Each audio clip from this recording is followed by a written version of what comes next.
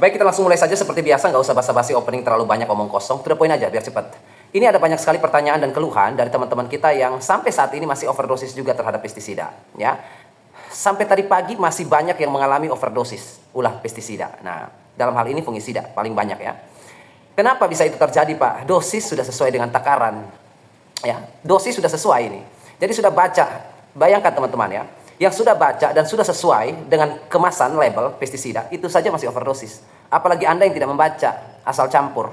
Lebih konyol kan? Nah, masalahnya di mana, Pak, sehingga overdosis? Tadi pagi ada dua rekan kita, petani, yang masalahnya adalah tanaman cabai kecil, anakan, ya, masih vegetatif murni, sudah overdosis. Ya, saya klarifikasi dulu sebelum kita belajar.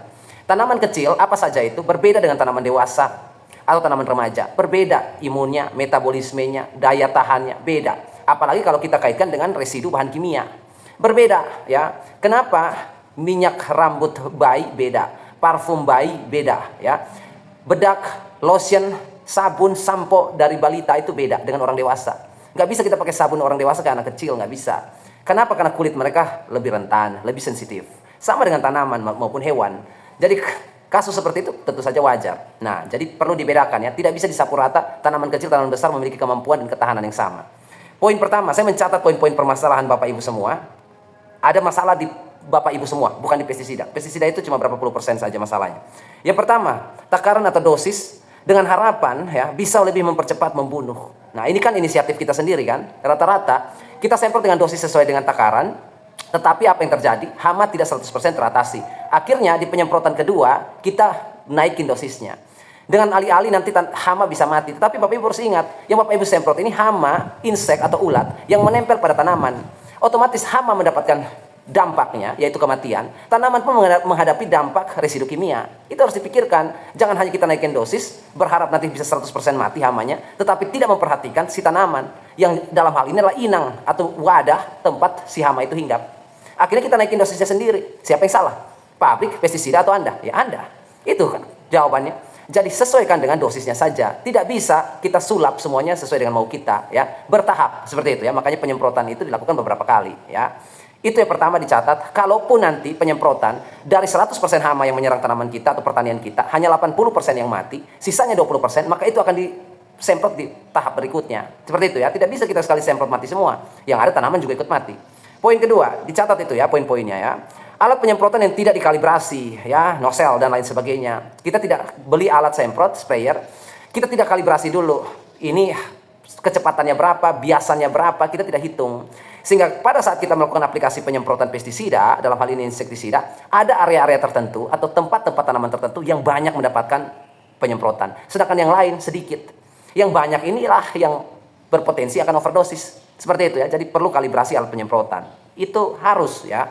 Poin ketiga, frekuensi penyemprotan yang lebih tanpa menghitung residu insektisida dan siklus hama ya, menyebabkan apa? Penumpukan.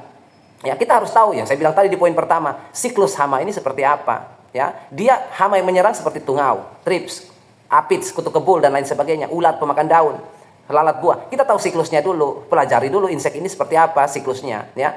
Setelah penyemprotan dia mati, berapa lama, berapa minggu akan regenerasi lagi turunan berikutnya ya, generasinya berapa lama lagi. Kita atur interval penyemprotan dengan itu, siklus dari si hama. Sehingga apa? Sehingga tidak membabi buta penyemprotannya, sehingga tidak terjadi penumpukan. Hari ini disemprot, aturannya biasa pestisida kontak, insektisida kontak itu berapa lama? 7 hari paling. Iya kan? Sistemik berapa? 14 hari paling, 2 minggu ya. Nah, kalau kontak yang kita gunakan ya, lalu ambang batasnya adalah 7 hari sekali atau seminggu sekali penyemprotan.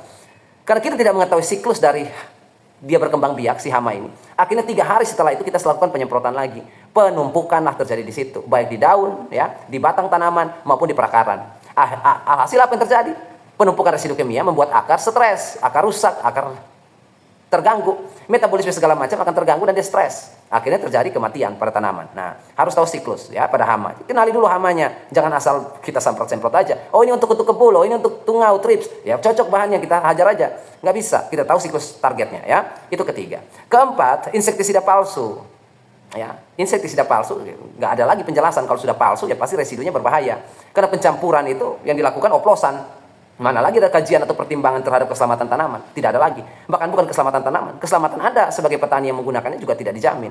Jadi hindari membeli di lapak-lapak atau di toko-toko yang tidak legal, atau di seles-seles yang tidak diketahui identitasnya, sehingga nanti Anda rugi sendiri nanti. Harganya pasti sama, walaupun bahannya palsu ya. Kelima, yang biasa kita sering teledor ya, tidak ada kesesuaian dengan hama target. Contohnya apa? Tidak ada kesesuaian ini. Misalnya, pestisida, insektisida yang sifatnya kontak, kita gunakan sebagai sistemik. Ya, sedangkan untuk sistemik kita pakai di kontak. Contoh, ini hama belum ada, seperti 2 kasus tadi pagi kan. Hama belum ada, tanaman masih kecil. Tetapi mau dilakukan pencegahan, yang ada cuma pestisida Pegasus misalnya, yang sifatnya adalah kontak dan lambung. Kontak dan lambung artinya apa? Artinya kita bisa menggunakan pestisida atau insektisida ini ketika hama sudah ada, tanaman sudah diserang, objek target sudah ada, dibasmi, pakai kontak ya. Tetapi kalau tidak ada, kita mau pencegahan dengan sistemik, ya rugi. Yang ada overdosis. Seperti itu ya. Nah, sistemik itu, dia kelebihannya apa? Sistemik itu dia bisa masuk di dalam kutikula atau jaringan tubuh tanaman. Ya, sama sebenarnya dengan kontak, karena kontak sifatnya kontak dan lambung itu sifatnya kena ke hama mati atau kena ke tanaman, hama makan tanamannya, masuk ke dalam lambungnya lalu mati, itu juga kontak. Tetapi cepat reaksinya, ya. Kalau mau lama pencegahan, kita pakai sistemik. Nah, kesalahan-kesalahan seperti ini yang bisa menyebabkan penumpukan atau kelebihan, akhirnya tanaman kita overdosis, ya. Keenam, ini masalahnya ada di kita semua ini. Campuran beberapa insektisida. Jadi kita pakai beberapa bahan aktif yang tidak kita lakukan survei atau kita tidak lakukan uji pekatan. Jadi misalnya seperti apa? Misalnya 2 bahan aktif mau kita campur nih, biar lebih jos, ya. Biasanya seperti itu. Kita lakukan dulu pencampuran di 1 liter air sebagai sampel. Setelah itu kita lihat reaksinya. Yang pertama, berubah warna atau tidak. Yang kedua, aromanya menyengat atau tidak. Yang ketiga, timbul endapan atau ada residu-residu yang menggenang di atas permukaan atau tidak. Ada keanehan-keanehan itu atau tidak. Kalau tidak ada, ya bisa saja. Tetapi kalau misalnya ada seperti itu dan Anda paksa untuk menggunakannya, ya berarti yang korban adalah tanaman kita. Jadi pencampuran itu harus berhati-hati. Apa salahnya Anda rolling saja daripada dicampur, maunya instan gampang tapi rusak semua. Seperti itu ya. Kemudian yang ketujuh, ya, suhu tinggi. Ini lingkungan ini, ya. Lingkungan itu melibatkan suhu, kemudian kelembapan dan juga apa yang terakhir itu angin, ya. Cuma 3 aja kalau kita dampak lingkungan ini. Misalnya suhu tinggi, panas, suhu di atas 30 derajat. Suhu di atas 30 derajat misalnya siang hari, panas terik gitu ya. Ketika kita spray atau semprotkan insektisida pada tanaman kita, maka akan terjadi penguapan besar-besaran, terkikis oleh suhu dan akhirnya hilang, kering di daun. Tetapi yang kering itu adalah air, bukan residunya, ya. Kita menganggap bahwa kok cepat kering, jangan-jangan nggak efektif, kita double, lapis lagi. Akhirnya mati tanaman kita, overdosis. Yang kedua, suhu, kelembapan. Kebalikannya dari suhu tinggi tadi, suhu ekstrim. Kelembapan ini kebalikannya. Misalnya apa? Kelembapan tinggi, musim hujan. Begitu kita melakukan penyemprotan insektisida, kita lihat permukaan tanaman kita, daun, lembab atau basah. Karena di musim hujan, kelembapan tinggi. Ya. Embun yang banyak, alhasil daun basah. Ketika kita mengakali itu, kita menaikkan dosisnya. Kenapa? Karena di daun itu ada airnya. Kita takut pencampuran yang sudah sesuai dosis ini akan encer ketika bersatu dengan daun nanti. Karena daun sudah ada airnya. Akhirnya kita naikin dosisnya. Overdosis pun terjadi di situ. Itu hal-hal seperti itu kan, sederhana tapi berdampak bahaya.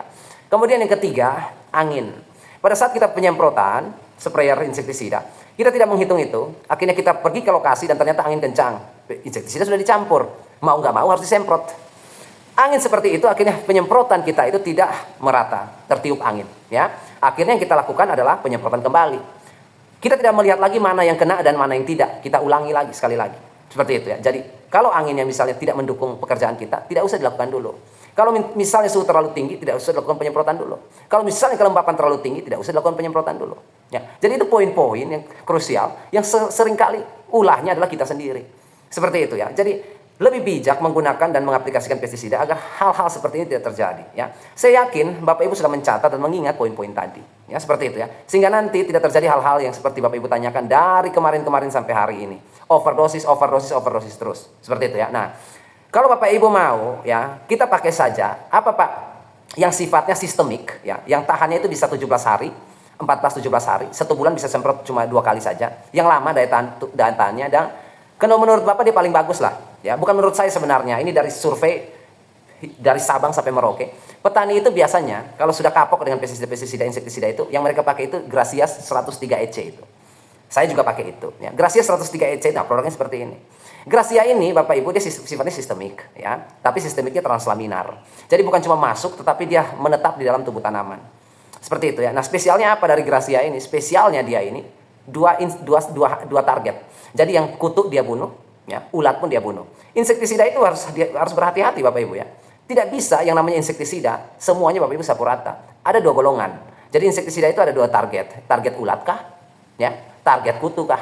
Jadi sekarang apa? Jangan-jangan Bapak Ibu beli insektisida yang khusus spesialis untuk ulat dihajar di kutu, ya nggak mampan. Mabok-mabok doang, akhirnya bilang resisten, insektisidanya palsu dan lain sebagainya. Kita nggak paham. Kita harus tahu mana yang sifatnya membasmi khusus ulat, sistem saraf di bagian dada, maupun kutu. Ya, seperti itu karena berbeda mereka, ya. Nah, makanya tadi saya anjurkan untuk Gracia. Gracia ini mau kutu mau ulat dia sapu rata semua. Seperti itu ya. Jadi untuk mempermudah Bapak Ibu. Linknya nanti saya taruh di deskripsi deh biar yang nanya-nanya, beli di mana Pak? Dapat di mana? Nanti saya taruh deskripsi di bawah video ini. Bapak Ibu lihat kolom deskripsi di bawah video ini ada linknya yang saya carikan yang paling murah, jujur dan amanah. Atau kalau tidak, sentuh saja layar ini, maka Bapak Ibu akan diarahkan ke sana. Seperti itu ya. Jadi tadi ada 7 poin yang harus Bapak Ibu catat dan ingat baik-baik ketika mau dilakukan penyemprotan insektisida. Pak, banyak kasus kami sudah mencampur insektisida berlebih. Apa boleh disimpan? 2 kali 24 jam. Ya, atau 2 hari. 3 hari bagaimana Pak? Efektivitasnya saya ragukan.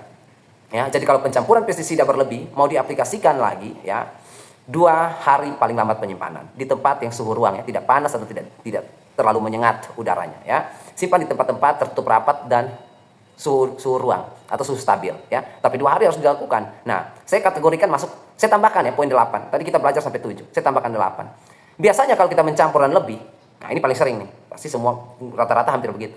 Kita semprot nih per hektar berapa puluh mili. Kita sudah semprot 1 hektar, ternyata berlebih.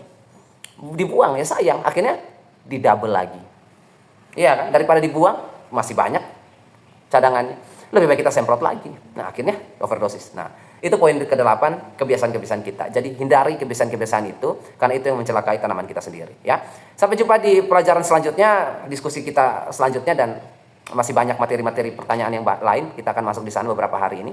Dan dari kata saya ucapkan, tetaplah selalu berbagi dan menabur kebaikan setiap hari.